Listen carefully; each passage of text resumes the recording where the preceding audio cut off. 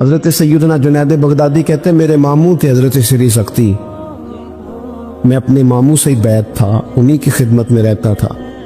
فرماتے ہم جا رہے تھے، ایک دن انہوں نے چھڑی پکڑی ہے، ایک ہاتھ میں مجھے تھاما، تھوڑا آگے گئے تو رش تھا، چند لوگ کھڑے تھے، تو حضرت سری سختی مجھ سے کہنے لگے جنید دیکھ تو صحیح رش کیوں ہے؟ تو میں گیا تو ایک نوجوان شراب پی ہے، معاذ اللہ نشے میں دھت لیٹا ہے، ارد گرد لوگ کھڑے، اور وہ چونکہ پوری طرح اس پر نشہ غالب ہے تو اول فول باتیں کر رہا ہے، لوگ بھی اس کے ساتھ جو ہے وہ ہنسی مذاق کر رہے ہیں، اس کا مذاق اڑا رہے ہیں، رش ہے۔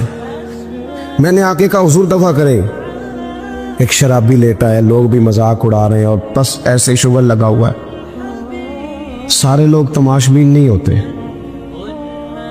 ہاں حضرت فرمانے لگے نہیں جنید ایسے کیسے چلے گئے، چل نہ مجھے لے چل۔ کہتے ہیں بوڑھے شیخ، ہاتھ میں نے تھاما تو وہاں لے گیا، حضرت نے لوگوں کو ڈانٹا چلو دوڑو۔ پرانے زمانے میں لوگ بزرگوں کی حیا کرتے تھے، سب لوگ وہاں سے چھٹ گئے۔ کہتے ہیں مجھے فرمانے لگے جنید جا پیالے میں پانی لا۔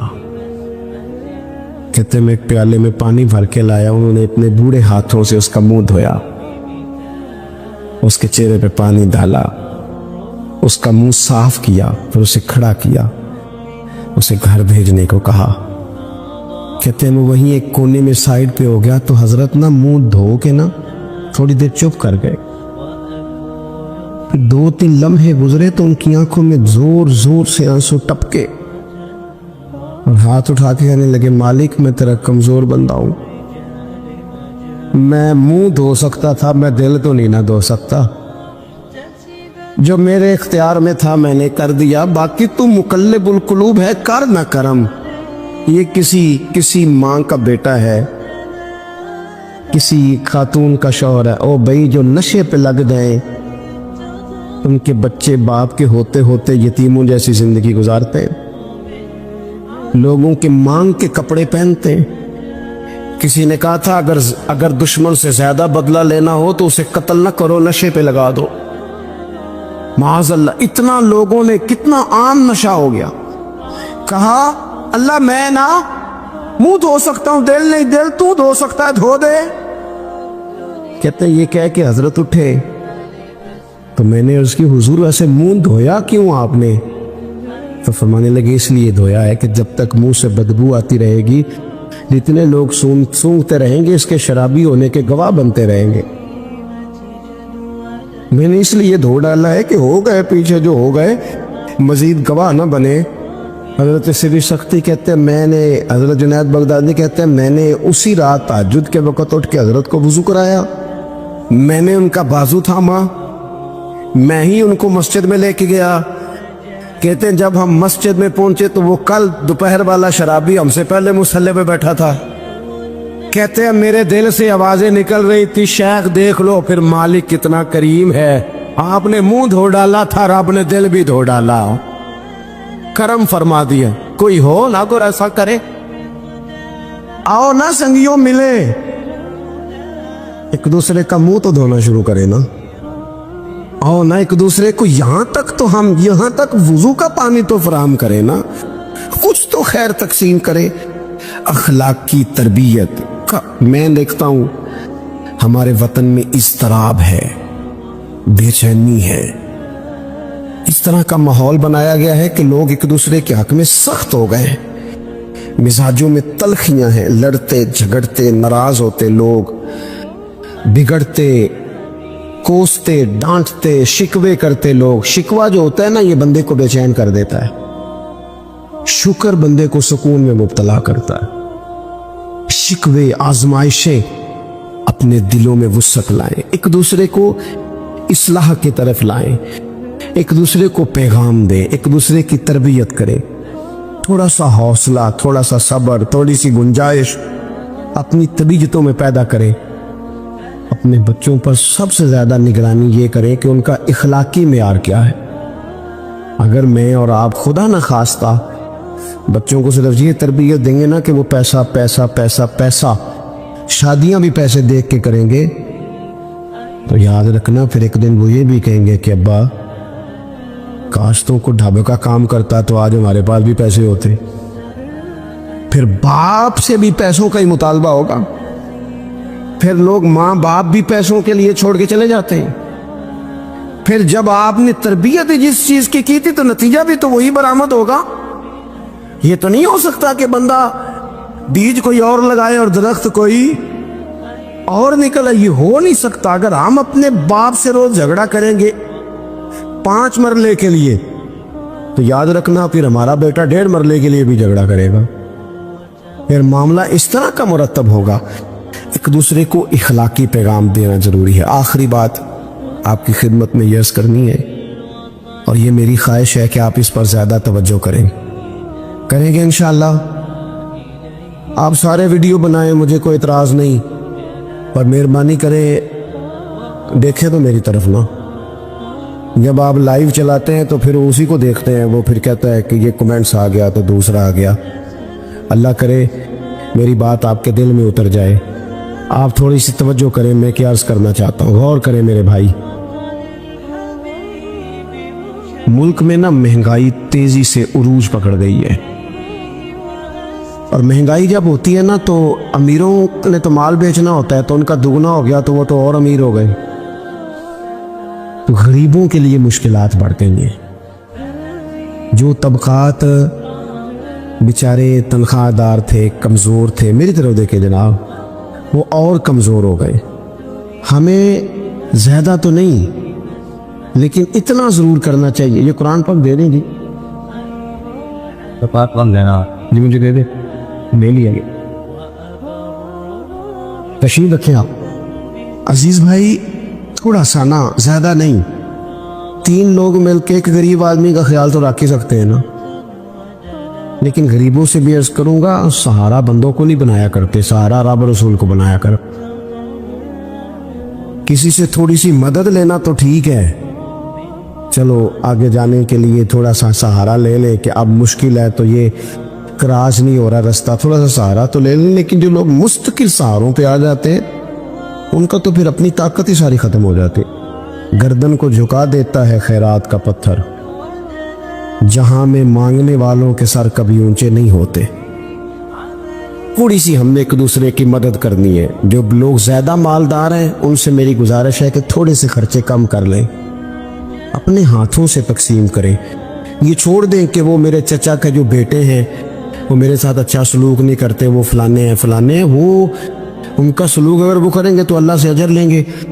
آپ اگر ان کو محسوس کرتے ہیں نا وہ غریب ہیں, ماموں کے بیٹے, چچا کے بیٹے, گلی والے, محلے والے, تو تھوڑا تھوڑا کر کے اپنے بھائیوں کی مدد کرنی شروع کریں. دیکھو عید پہ کپڑے تھوڑے لے لو نا, ویسے بھی سوٹ کی ضرورت تو صرف عید پڑھنے کے لیے, بعد میں تو کپڑے بدل کے گوشت کرتے ہیں, تو بچے ویسے سوئے رہتے ہیں سارا دن. تھوڑی سی نا اپنے اضافی خرچے کم کریں. غربا کی تھوڑی, یہ عید گزری تھی نا چھوٹی تو شادیاں شروع ہو گئی تھی. میرے پاس لوگ بہت زیادہ آتے ہیں, چونکہ ایک آدمی سمجھ کے اچھا گمان کر کے لوگ دعاؤں کے لیے کہتے ہیں, تو ان کے دکھ سن کے نا تو کئی دفعہ سوچتے ہیں کہ یار یہ جو امیروں نے اتنے مہنگے مہنگے ہوٹلوں میں روٹیاں کھائیں, اتنی مہنگی مہنگی گاڑیاں پجارو, یہ اللہ کے حضور جواب بھی تو دینا ہے نا. ہم نے ایک دوسرے کا خیال چھوڑ گئے, 2-4 باتیں سوچ کے نا, وہ جی اس کے گھر میں 3 لوگ ہیں, کام کیوں نہیں کرتے ہیں؟ خدا کے بندے کرتے ہیں کام, لیکن محنت سے نہیں ملتا, خدا کے فضل سے ملتا ہے. تیرے اوپر فضل ہے, تجھے اب باتیں آتی ہیں, لیکن کئی دفعہ سارے بھی کریں تو رزق جب ہی آتا ہے جب رب چاہتا ہے. ایک تو وہ لوگ ہیں جو ہاتھ پھیلا کے مانگ لیتے ہیں, ایک سفید پوش ہوتے ہیں, لا یسألون الناس الحافا, جو لپٹ لپٹ کے سوال نہیں کر سکتے. ان کو دیکھیں, بالخصوص اپنے بہن بھائیوں میں, قریبی رشتہ داروں میں, پڑوسیوں میں تھوڑی تھوڑی لوگوں کی مدد کریں اور اپنے خرچے بتدریج کم کریں. خواہش تو بچوں کی طرح ہوتی ہے, ایک خواہش پوری کرے تو دوسری پیدا ہو جاتی ہے, دوسری پیدا کرے تو 4 خواہشیں اور کھڑی ہیں. یہ نفس تو بچے کی طرح ہے.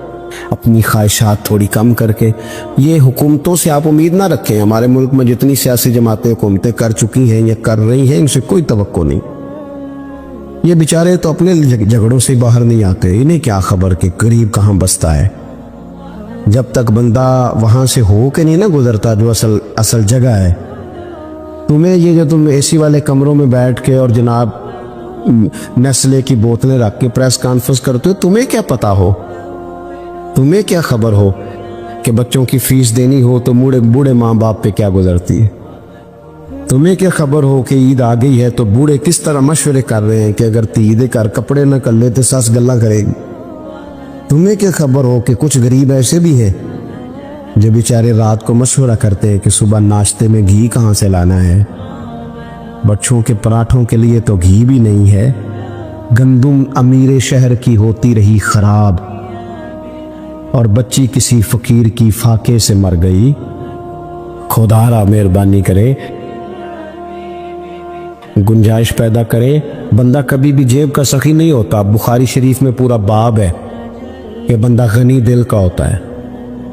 اپنے دل کا غنا اپنے اندر لائیں، جب آپ کا دل سخی ہو جائے گا ساری چیزیں ٹھیک ہو جائیں گی۔ اللہ تعالیٰ مجھے اور آپ کو توفیق عمل عطا فرمائے۔ اللہ تبارک و تعالیٰ اپنے بندوں پر بڑا مہربان ہے، وہ اپنے بندوں کو معاف کرنے والا ہے، اپنے بندوں پر رحمت کرنے والا ہے۔ ہم اللہ تعالیٰ کے عاجز بندے ہیں، خواہشات نفسانیہ کئی دفعہ معاذ اللہ غالب آتی ہیں، غلطیاں ہو جاتی ہیں، اور ان غلطیوں کی پاداش میں انسان اپنی جان پر زیادتی کرتا ہے۔ اللہ تعالیٰ معاف کرے تو اس کا سفر اللہ کے عذاب کی طرف ہوتا ہے۔ اب ہمیں یہ حکم ہے کہ ہم سب بار بار استغفار کریں اپنے رب کی بارگاہ میں، اس کے حضور توبہ کریں، اللہ سے معافی کے خواستگار ہوں۔ نبی پاک علیہ الصلوۃ والسلام نے تعلیم امت کے لیے فرمایا ہے کہ میں دن میں 100 بار اپنے رب سے استغفار کرتا ہوں، بار بار اس کی طرف رجوع کیا جائے، بار بار اپنے رب کے حضور معافی مانگی جائے، اور بار بار جائزہ لیا جائے اپنے اعمال کا، بار بار کوشش کی جائے کہ ہم اپنے آپ کو سنواریں، ہم اپنے آپ کو بدلیں، اپنے اندر تبدیلی لائیں، ہم ایسے اعمال کریں جس کی برکت سے اللہ تعالی ہمیں معاف کر۔ کوشش کریں کہ ہم بار بار اپنا حساب کریں، محاسبہ کریں۔ ہمارے ہاں یہ ہوتا ہے کہ لوگ اپنی جسمانی صحت کا تو بڑا خیال رکھتے ہیں کہ میری طبیعت ٹھیک نہیں، ٹیسٹ کرا لوں، یہ چیز کھاؤں یہ نہ کھاؤں، میں غور کروں کہ کس چیز سے میری طبیعت خراب ہوتی ہے، کس سے بہتر ہوتی ہے، اس کا بڑا لحاظ اور خیال کیا جاتا ہے۔ لیکن روحانی زندگی کس سے برباد ہوتی ہے؟ کون سے گناہ ہیں جو باطن کو اجاڑ دیتے ہیں، دل کو تباہ کر دیتے ہیں، اخلاق کا جنازہ نکال دیتے ہیں، اس پر ہم غور نہیں کرتے۔ اپنی ساری زندگی اپنا ظاہر سنوارنے میں گزار دیتے ہیں، اور دل جس پر رب کریم کی نظر کرم رہتی ہے اس پر ہم توجہ نہیں کرتے۔ سب سے پہلے تو اپنا محاسبہ کریں زندگی میں۔ حضرت عمر رضی اللہ تعالیٰ عنہ ایک جملے میں بات بہت بڑی ارشاد فرما گئے۔ آپ فرماتے ہیں کہ اپنا حساب کرو اس سے پہلے کہ تمہارا حساب کیا جائے، پھر حساب کیا جائے گا تمہارا پھر مشکل ہوگی، تو ابھی سے اپنا حساب کیا جائے۔ اب ان لوگوں کا معاملہ ہے جو دنیا سے رخصت ہو گئے۔ انسان خیر اور بدی اس کا مجموعہ ہوتا ہے، انسانوں میں نیکیاں بھی ہوتی ہیں، کمزوریاں بھی ہوتی ہیں۔ اب ہم میں سے جو دنیا سے رخصت ہو گئے ہیں ان کے تعلق سے ہمارے کچھ ذمہ داریاں ہمارے ذمہ بچتی ہیں۔ ایک تو ہم سب کا معاملہ ہے، وہ میں نے پہلے عرض کر دیا کہ ہمیں اپنا حساب کرنا ہے، اپنے معاملات کو دیکھنا ہے، استغفار کرنا ہے۔ پھر یہ کہ جو لوگ رخصت ہو گئے ان کے لیے کیا کریں؟ تو چونکہ انسان میں کمیاں بھی ہوتی ہیں، خوبیاں بھی ہوتی ہیں، تو سب سے پہلے تو اللہ کے حبیب علیہ السلام نے ہمیں فرمایا ہے کہ اذکروا محاسن موتاکم، جب تم میں سے کوئی رخصت ہو جائے تو اس کی اچھی اچھی باتوں کا ذکر کرو۔ ایسا نہیں کہ انسان میں ساری خوبیاں ہی ہوں گی، لیکن تم خوبیاں تلاش کر کے ان کا بیان کرو۔ تم زمین پر اللہ کے گواہ ہو۔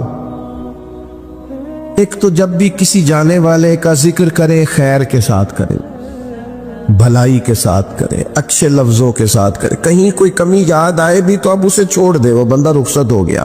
ایک نوجوان نے آ کے حضور کی بارگاہ عالی مرتبت میں عرض کیا تھا، یا رسول اللہ صلی اللہ علیہ وسلم، غریب ہوں، کچھ دیجیے۔ تو حضرت جابر ابن عبداللہ رضی اللہ تعالیٰ عنہ فرماتے ہیں، ہم نے حضور سے بڑا کچھ سنا، یہ لفظ نہیں، لفظ لا، یعنی میرے پاس نہیں ہے، یہ ہم نے حضور سے سنا ہی نہیں۔ ایسا کوئی محبوب کہیں ہوگا نہ کہیں ہے، بیٹھا ہے چٹائی پہ مگر عرش نشی ہے، اور ملتا نہیں کونین کو کیا کیا تیرے در سے، بس ایک لفظ نہیں ہے جو تیرے لب پہ نہیں ہے۔ اور یہ فاضل بریلوی رحمت اللہ علیہ کا انداز بھی دیکھیے، کہتے ہیں واہ کیا جود و کرم ہے شہ بتہا تیرا۔ اور یہ ذرا دیکھیے شعری ذوق دیکھیے، واہ کیا جود و کرم ہے شہ بتہا تیرا، نہیں سلطا ہی نہیں، نہیں کیا انداز ہے۔ اب یہ کیسی زبان ہے اور کیسا یہ محاورے کا استعمال ہے، جو شعری ذوق رکھتے ہیں وہ سمجھے، کہتے ہیں نہیں سنتا ہی نہیں، کون؟ مانگنے والا تیرا۔ یا رسول اللہ آپ سے مانگنے والا نہیں سنتا، حضور عطا کرتے۔ اور ایک جگہ پہ فرماتے ہیں، میرے کریم سے کر قطرہ کسی نے مانگا، دریا بہا دیے ہیں دربے بہا دیے۔ حضور تو دیتے، پر نوجوان نے جب آ کے عرض کی نا، یا رسول اللہ صلی اللہ علیہ وسلم کچھ دیجئے، وہ جوان ہو، چڑھتی جوانی ہو، اور پھر وہ سوال کرے۔ ہمارے ساتھ ایک دوست پڑھا کرتا تھا، یہ 3 مہینے کی چھٹیاں ہوتی تھی تو وہ مستریوں کے ساتھ مزدور لگ جاتا۔ ہم نے اسے کہا، یار تو تب 9th 10th کے اندر مزدوری کرنے جانا، تو کہندا سی یار میں قد میرا ایڈا بٹا ہے، ان ابا جی کو مانگ دیا، شرم آؤں۔ یہ سوچ نوجوانوں میں پیدا ہونی ضروری ہے۔ اب میں ابا جی سے مانگوں، یہ تو دینا چاہیے۔ اس نے آ کے عرض کی، یا رسول اللہ صلی اللہ علیہ وسلم کچھ دیجئے۔ تو حضور فرمانے لگے، تیرے پاس کچھ بھی نہیں؟ اس نے کہا، ایک پیالہ ہے میرے پاس گھر میں اور ایک کمبل ہے۔ اتنا غریب بندہ ہے کوئی محفل میں جس کے گھر میں ایک ہی پیالہ ہو، ایک ہی کمبل ہو؟ کوئی بھی نہیں اتنے بڑے مجمع میں۔ لیکن اگر کوئی ہماری غریبی کا رونا پوچھے تو میرا خیال ہے ہر تیسرا بندہ دوسرا بندہ غریب ہے، اور بڑا ہی غریب ہے۔ ایک پیالہ ایک کمبل، کریم نے فرمایا لے کے آؤ، وہ لائے۔ تو محبوب فرمانے لگے، کون خریدے گا؟ ایک نے کہا 1 دینار، ایک نے کہا 2 دینار۔ محبوب نے بولی لگوا دی، 2 دینار کا بیچ دیا۔ فرمایا جا 1 دینار کی روٹی لے جا۔ یہ نوجوانوں کو فکر دی کہ وہ انویسٹمنٹ بھی تم نے ذات سے اپنے گھر سے لینی ہے۔ وہ 10-15 ہزار کا ٹھیلا بھی کسی سے نہیں کہنا تو لگا کے دے، جاؤ 1 دینار کا کھانا لے جاؤ، 1 دینار کا کلاڑا خرید کے لاؤ۔ صحابہ فرماتے ہیں وہ کلاڑا لایا، پر نصیب دیکھو اس کلاڑے میں دستہ نبی کریم نے اپنے دستے مبارک سے لگایا۔ فرمایا جا جنگل میں جا کے لکڑیاں کاٹ اور بیچ، کھا بھی اور کھلا بھی، پی بھی اور پلا بھی، 10 دن مجھے نظر نہ آنا۔ یارو یہ کیا بات ہوئی؟ مایوس رہنا، کمزور رہنا، فلانے نے میرے ساتھ تعاون نہیں کیا تو میں پیچھے رہ گیا، फलाने ने हाथ नहीं पकड़ा, तो अपनी दुनिया आप पैदा कर, अगर जिंदों में खुद जद्दोजहद कर, मैदान में उतर, हिम्मत कर। हजरत हसन बसरी रहमतुल्लाह अलैह के पास एक नौजवान ने आके अर्ज की, हुजूर बस आज के बाद मैंने काम नहीं करना। फरमाया तुम्हें क्या हुआ है? कहने लगा आज मैंने अजीब मंजर देखा है।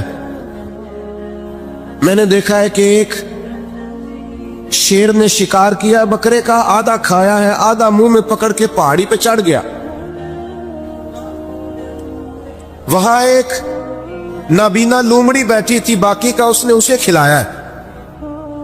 तो हुजूर मैं ये समझ गया हूं कि जो रब उस नाबीना लोमड़ी के लिए बंदोबस्त करता मेरे लिए भी करेगा, लिहाजा मैंने काम नहीं करना। हज़रत हसन बसरी बड़ा मुस्कुराए, फरमाने लगे कहानी में किरदार तूने दो देखे, एक शेर एक लोमड़ी। फरमाने लगे क्या बात है तेरी, तूने लोमड़ी बनने का प्रोग्राम बनाया, शेर बनने का क्यों नहीं बनाया? तू शेर बनना, शिकार कर, खुद भी खा, दूसरों को भी खिला। ये क्या बात हुई? उम्मत के जवान फाइलें लिए दफ्तरों के चक्कर लगाते और अपनी बगल में कागजात लिए एम्बेसियों के फेरे काटते और एजेंट्सों से सवाल करते कि मुझे मुल्क से बाहर जाना है, क्या तरीका है? यहां रह के भी मेहनत हो सकती है, अपनी मिट्टी पे चलने का सलीका सीखो। संगे मरमर पे चलोगे तो फिसल जाओगे। दोस्तों सुनो, मेरे करीम ने फरमाया चाहे लकड़ियां, एक पेशा बुरा है मेरे भाइयों, एक पेशा वो है किसी के आगे हाथ फैलाना। बाकी दुनिया में कोई पेशा बुरा जो ठेला लगाता है और माल्टे बेचता है और सेब बेचता है, बड़ा इज्जत वाला आदमी। ये शॉर्टकट छोड़ दो, दूसरों पे भरोसा करना छोड़ दो। उस शायर एक बैठा था ना, शायर मुझसे नाराज ना हो जाए, तो कई दफा वो शेर और शायरी में भी उनकी हालत बड़ी खस्ता हो जाती है। जिन दिनों लोग पतले कपड़े पहनते हैं, बाल शायरों ने उन दिनों में भी मोटी चादर ली हुई होती है। तो एक जगह बेचारा बैठा था कोने में, इल्ला माशाल्लाह सबकी बात नहीं, तो हालत ऐसी खस्ता थी, एक बंदा 5 रुपए फेंक गया। तो था खुददार, बड़ी तकलीफ को उठा अपने पैसे, तो उसने कहा आपकी हालत बता रही है, आपको जरूरत है। उसने कहा जरूरत पड़ी तो अल्लाह रसूल से मांगूंगा, तेरे से क्यों मांगूंगा? शेर बड़ा कीमती कहा। उसने कहा ये आरज़ुए करम और मैं आपसे करूं, ये आरज़ुए करम और मैं आपसे करूं, ये भीख उसको दीजिए जिसका खुदा ना हो। इंसान जब अपने इल्म पर भरोसा करने लगता है या अपनी अकल पर भरोसा करने लगता है या अपने ताल्लुकात पर भरोसा करने लगता है या अपनी दौलत पर, माल पर, सेहत पर, तो एक बहुत बड़े धोखे का शिकार हो जाता है। और इंसान जब इंसानों पर भरोसा करने लगता है तो फिर अल्लाह ताला उसे बाज़ौक़ात इंसानों के सुपुर्द कर देता है,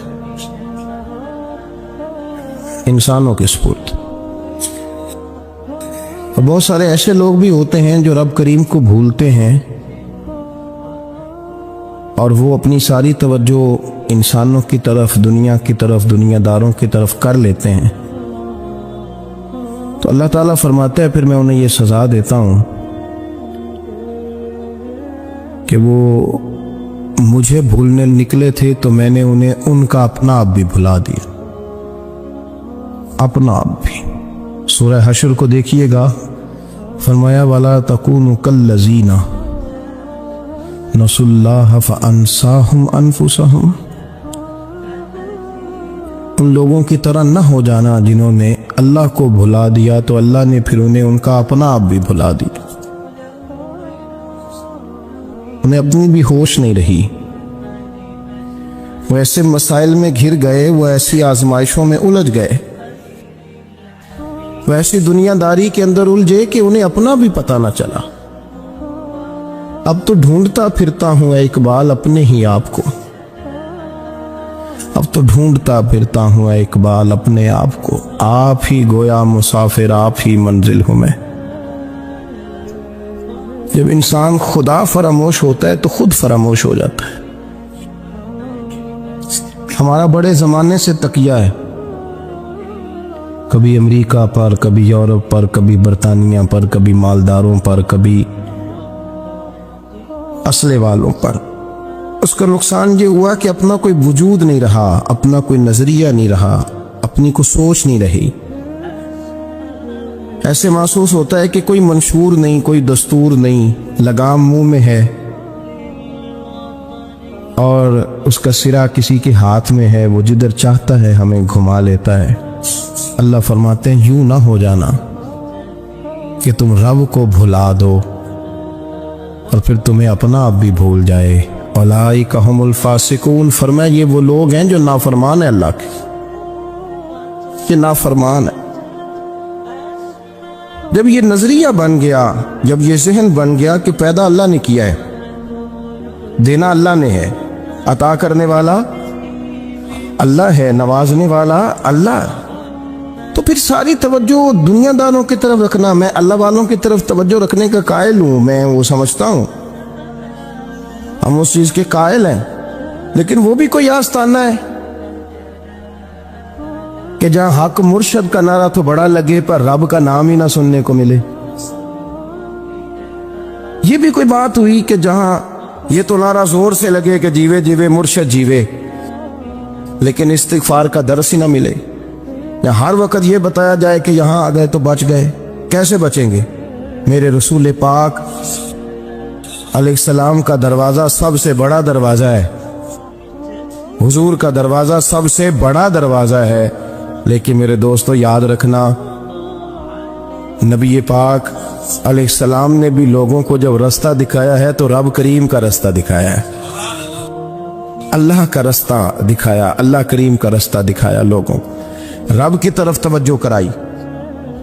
میرے رسول کریم سید عالم صلی اللہ تعالی علیہ وسلم نے لوگوں کی اللہ کی جانب توجہ کرائی اور لوگوں سے یہ کہا کہ وہ اپنے رب کریم کی جانب اپنا ذہن رکھیں، اپنی توجہ اپنے اللہ کی جانب مبذول کریں. میری بات کو اچھے طریقے سے سمجھیے گا. علم اللہ تبارک و تعالی عطا کرتا ہے تو اسے اللہ کی عطا ہی سمجھنا چاہیے. کچھ لوگوں کے پاس علم ہوتا ہے پر علم نافع نہیں ہوتا، وہ ٹامک ٹونجا مارتے رہتے ہیں ساری زندگی. علم کو اللہ کی عطا سمجھیں، اپنی عقل پر، اپنے شعور پر زیادہ بھروسہ نہ سمجھیں، نظر اللہ پہ رکھیں.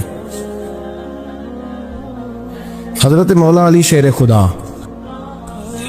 کرم اللہ تعالی وجہہ الکریم سے کسی نے پوچھا تھا بڑا عالم کون ہوتا ہے؟ ہمارے ہاں تو اب وہ والے عالم پائے جاتے ہیں نا، اللہ ماشاءاللہ، جو ممبر پہ بیٹھتے ہیں تو دعوے ہی دعوے، ممبر پہ بیٹھتے ہیں تو دعوے ہی دعوے. اس طرح کے عالم ہمارے ہاں پائے جاتے ہیں، وہ ہر بات میں دعویٰ کرتے ہیں، میں یہ کر دوں گا، میں وہ کر دوں گا. یہ مزاج علماء کا نہیں. حضرت علی المرتضیٰ سے کسی نے پوچھا بڑا عالم کون ہوتا ہے؟ فرمایا بڑا عالم وہ ہوتا ہے کہ جسے مسئلے کا پتہ نہ ہو تو وہ کہہ دے مجھے نہیں پتا، میں پتہ کر کے بتاؤں گا، غلط بات بیان نہ کرے. امام مالک سے کسی نے کوئی مسئلہ پوچھا تو آپ فرمانے لگے مجھے اس سوال کا جواب نہیں آتا. ہمارے بزرگ سمجھاتے کیا ہے؟ وہ کہنے لگا آپ اتنے بڑے امام ہیں تو اس سوال کا جواب نہیں آتا. فرمانے لگے اگر مجھے ہر سوال کا جواب آتا پھر تو میں خدا ہوتا. مجھے ہر سوال کا جواب نہیں آتا، مجھے تو اتنا آتا ہے جتنا میرے رب نے مجھے عطا کر دیا ہے. اپنی نظر اللہ پہ رکھیں، نکل آئیں اس معمے سے باہر کہ میں کوئی بلا ہوں، مجھے بڑا پتہ ہے، میرے پاس 6 ڈگریاں ہیں، مجھے 10 جگہ پہ تدریس کا شغف حاصل ہے. اس سے نکلیں باہر. قرآن مجید دیکھیے گا، اللہ تعالیٰ نے ارادہ قدرت فرمایا کہ میں حضرت آدم کو بناؤں گا، پھر بنانے کے بعد فرمایا فرشتوں سجدہ کرو آدم کو. سب نے سجدہ کیا الا ابلیس ابا واستکبر وکان من الکافرین. سب نے سجدہ کیا سوائے ابلیس کے، اس نے انکار بھی کیا، تکبر بھی کیا اور کافروں میں سے ہو گیا. تو یہ جب اللہ تعالیٰ نے سجدہ کرایا تو کیسے کرایا؟ اللہ تبارک و تعالیٰ نے نا حضرت آدم کو علم سکھایا خود. وعلم آدم الاسماء کلہا. خود اللہ فرماتے ہیں کہ میں نے جناب آدم علیہ السلام کو تمام اشیاء کے نام سکھائے، سب اشیاء کے نام سکھائے.